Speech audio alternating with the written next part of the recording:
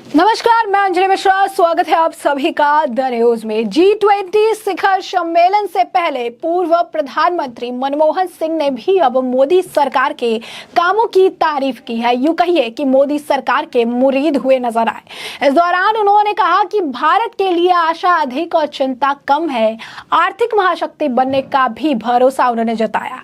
और मनमोहन सिंह के द्वारा जब इस तरीके की आप कह सकते हैं तारीफ मोदी सरकार के लिए अगर की जाती है तो ये विपक्षी गठबंधन INDIA और खासकर कांग्रेस के लिए करारा तमाचा है, जो हमेशा सरकार ने कुछ नहीं किया, सरकार के भ्रष्टाचार के अनुसार काम होते हैं, सरकार जो है कुछ नहीं कर रही, सिर्फ वाहवाही बटोर रही। इस सारे बयानों पर इनकी पोल खुलती हुई नजर आती है, क्योंकि उनमें से ही एक पूर्व प्रधानमंत्री ये कहता है कि मोदी ने काम तो किया ही है। ऐसे में क्या कुछ कहते नजर आए मनमोहन सिंह जी, जरा विस्तार से सुनिए। तो यूपीए सरकार में प्रधानमंत्री रहे कांग्रेस के नेता डॉक्टर मनमोहन सिंह ने पीएम नरेंद्र मोदी की विदेशी नीति की जमकर सराहना की। उन्होंने कहा कि पहले की तुलना में आज घरेलू राजनीति के लिए विदेश नीति और अधिक प्रासंगिक और महत्वपूर्ण हो गई है। इसके अलावा उन्होंने कई मुद्दों पर वर्तमान भाजपा सरकार की तारीफ की। इंडियन एक्सप्रेसवे को दिए इंटरव्यू में डॉक्टर मनमोहन सिंह ने कहा कि रूस यूक्रेन युद्ध के मद्देनजर नई विश्व व्यवस्था बदल सी गई है। इस व्यवस्था को संचालित करने में भारत की महत्वपूर्ण भूमिका है। उन्होंने कहा कि दोनों देशों से शांति की अपील करते हुए भारत ने अपने संप्रभु और आर्थिक हितों को पहले स्थान पर रखकर सही काम किया है।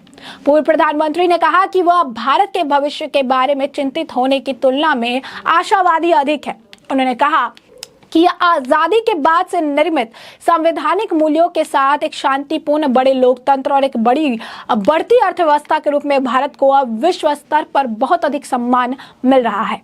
ग्लोबल सप्लाई चेन में भारत की भूमिका पर बोलते हुए देश के पहले अल्पसंख्यक प्रधानमंत्री मनमोहन सिंह ने कहा कि वर्तमान में डीग्लोबलाइजेशन और नए प्रकार के व्यापार प्रतिबंधों की बात हो रही है।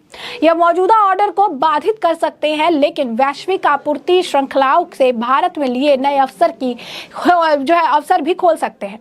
प्रसिद्ध अर्थशास्त्री मनमोहन सिंह ने कहा कि भारत बदलती विश्व व्यवस्था में एक अद्वितीय आर्थिक अवसर के मुहाने पर खड़ा है। एक बड़े बाजार और प्रचुर मानव और प्राकृतिक संसाधनों के साथ एक शांतिपूर्ण लोकतंत्र के रूप में भारत आने वाले दशकों में सेवाओं, विनिर्माण और उत्पादन पर जोर देकर दुनिया की एक आर्थिक महाशक्ति बन सकता है। बताते चले कि भारत को विनिर्माण क्षेत्र में अग्रणी बनाने के लिए प्रधानमंत्री मोदी सरकार पहले से ही प्रयासरत है। इसके कारण चीन की नींद उड़ी हुई है। विश्व की कई दिग्गज क्षेत्र की कंपनियां भारत में उत्पादन शुरू कर चुकी है। विश्व स्तर पर भारत जलवायु परिवर्तन, कार्बन उत्सर्जन आदि में कटौती को लेकर भारत का स्टैंड साफ कर चुका है। इस तरह एक दशक तक यानी 2004 से 14 तक देश के प्रधानमंत्री रहे एक विख्यात अर्थशास्त्री का यह बयान उस वक्त में बेहद महत्वपूर्ण हो जाता है जब विश्व के 20 शक्तिशाली देशों के नेता G20 में शामिल होने के लिए दिल्ली में पहुंचना शुरू हो चुके हैं। इसे वर्तमान सरकार की नीतियों की सफलता के तौर पर देखा जा रहा है। रूस यूक्रेन युद्ध के बाद वैश्विक व्यवस्था में मची उथल पुथल के बीच भारत की सदी चल में मुरीद मनमोहन सिंह भी है। प्रधानमंत्री नरेंद्र मोदी सरकार ने तमाम दबाव के बावजूद भारत के हितों के ऊपर रखते हुए बिल्कुल सटीक रणनीति पर कदम बढ़ाया। उसके पूर्व पीएम ने प्रशंसा की। उन्होंने अंग्रेजी अखबार को दिए गए इंटरव्यू में G20 शिखर सम्मेलन के लिए चंद्र अभियान की सफलता तक कई मुद्दों पर अपनी बेबाक राय रखी। कांग्रेस पार्टी के नेतृत्व वाली तत्कालीन संयुक्त प्रगतिशील गठबंधन की सरकार ने मुखिया ने कहा कि रूस यूक्रेन युद्ध के बाद भारत ने नई विश्व व्यवस्था को रास्ता दिखाने में महत्वपूर्ण भूमिका निभाई। 2004 से 14 में एक दशक तक भारत के प्रधानमंत्री रहे मनमोहन सिंह ने कहा कि वह भारत के भविष्य को लेकर आशावादी हैं। चिंता बहुत कम है। हालांकि उन्होंने यह भी कहा कि भारत का भविष्य सामाजिक सौहार्द की मजबूत नींव पर खड़ा होना चाहिए। मनमोहन सिंह ने भारत की अध्यक्षता में G20 के शिखर सम्मेलन को लेकर दिल छूने वाली बात कही। उन्होंने कहा, मैं बहुत खुश हूँ। भारत के जिम्मे G20 की अध्यक्षता का मौका मेरे जीवन काल में आया और मैं भारत को G20 शिखर सम्मेलन के लिए आ रहे विश्व नेताओं की मेजबानी करते देख रहा हूँ। उन्होंने ये भी कहा कि विदेशी नीति का घरेलू राजनीति पर असर होता है, लेकिन यह संतुलित होना चाहिए। उन्होंने कहा कि कूटनीति और विदेश नीति का उपयोग दलगत या व्यक्तिगत राजनीति से लिए नहीं किया जाए। वैश्विक समुदाय में भारत की स्थिति है और मौजूदा और बदलती विश्व व्यवस्था में इसकी भूमिका के सवाल पर पूर्व पीएम ने कहा कि अंतर्राष्ट्रीय व्यवस्था बहुत बदल चुकी है, खासकर रूस यूक्रेन युद्ध और पश्चिमी देशों और चीन के बीच बढ़ते तनाव के बीच। ऐसे में भारत को इस नई विश्व व्यवस्था को संचालित करने का बेहतरीन मौका हाथ लगा है।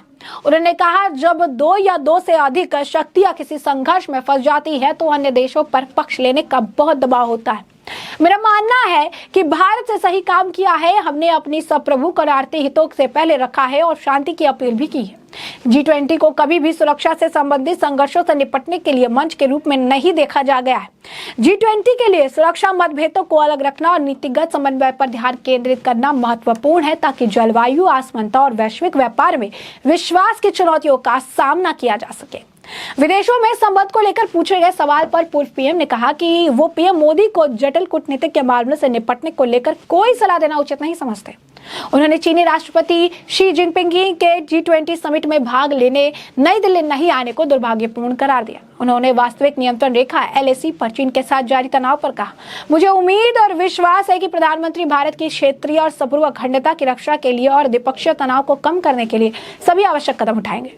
चंद्रयान-3 की चंद्रमा के दक्षिणी ध्रुव के पास सॉफ्ट लैंडिंग पर खुशी का इजहार करते हुए पूर्व पीएम ने इसरो की क्षमता का गुणगान किया और कहा, यह बहुत गर्व की बात है कि भारत का वैज्ञानिक प्रतिष्ठान एक बार फिर दुनिया के सबसे अच्छों में एक ही अपनी क्षमता साबित कर रहा है। पिछले 7 दशकों में विज्ञान के प्रति समाज में रुचि पैदा करने और संस्थानों का निर्माण करने में हमारे प्रयासों से जबरदस्त लाभ हुआ है और हम सभी को गौरवान्वित किया गया है। मुझे वास्तव में खुशी है 2008 में लॉन्च हुए चंद्रयान मिशन ने नए आयाम गढ़े हैं और वह चंद्रमा के दक्षिणी ध्रुव पर पहुंचने वाला पहला मिशन बन गया है। इसरो के सभी महिला और पुरुषों को मेरी हार्दिक बधाई। जैसा कि प्रधानमंत्री नरेंद्र मोदी ने इस बार स्वतंत्रता दिवस समारोह के मौके पर दावा किया, भारत अगले 5 वर्षों में दुनिया की तीसरी सबसे बड़ी अर्थव्यवस्था बन जाएगा। पूर्व पीएम मनमोहन सिंह जी ने कहा कि इसका समर्थन किया और कहा कि भारत अगले दशकों में सर्विसेज के साथ मैन्युफैक्चरिंग और प्रोडक्शन पर जोर देकर दुनिया की एक आर्थिक महाशक्ति बन सकता है। उन्होंने कहा कि कुल मिलाकर मैं भारत के भविष्य के बारे में चिंतित से अधिक आशावादी हूं। हालांकि मेरी आशावाद भारत के नए सामंजस्यपूर्ण समाज होने पर निर्भर है, जो सभी प्रगति और विकास का आधार है। भारत की सहज वृत्ति विविधता के स्वागत और इसका जश्न मनाने की है, जिसे संरक्षित किया जाना चाहिए। तो आप देखिए कितना कुछ वो कहते नजर आए और इनके बयान से ये साफ झलक रहा है कि प्रधानमंत्री नरेंद्र मोदी द्वारा भारत को लेकर काम तो किया गया है, भारत की प्रगति में योगदान तो दिया गया है और भारत की प्रगति के पीछे एक हाथ वो प्रधानमंत्री नरेंद्र मोदी का भी रहा है। और यही कारण है कि खुद प्रधानमंत्री रहे मनमोहन सिंह आज के प्रधानमंत्री नरेंद्र मोदी के कामों का गुणगान कर रहे हैं और जितनी भी अचीवमेंट भारत ने अब तक आप कह सकते हैं कि एक्वायर की है, उस अचीवमेंट के लिए भी खुद को आशावादी बता रहे हैं और ये भी कह रहे हैं कि जैसा कि प्रधानमंत्री नरेंद्र मोदी ने कहा था कि जब एक बार फिर आऊंगा तो भारत में बड़े बदलाव होंगे, भारत विश्व शक्ति आप कह सकते हैं विश्वगुरु बनने की राह पर है और उसकी एक बड़ी झलक भी देखने के लिए मिलेगी। और वही अब आप कहिए मनमोहन जी भी कह रहे हैं, जो ये सब तौर पर बताता है कि आने वाले समय में सुनहरा समय अब भी था, कल भी होगा और भारत सोने की चिड़िया था, है और हमेशा रहेगा। तो ऐसे में हमने आपको जो पूरा मामला है ये बड़े विस्तार से बताया कि पूरा मामला क्या है और अब इस मामले पर आपकी भी जो राय कमेंट सेक्शन में कमेंट करके जरूर साझा करिए। धन्यवाद।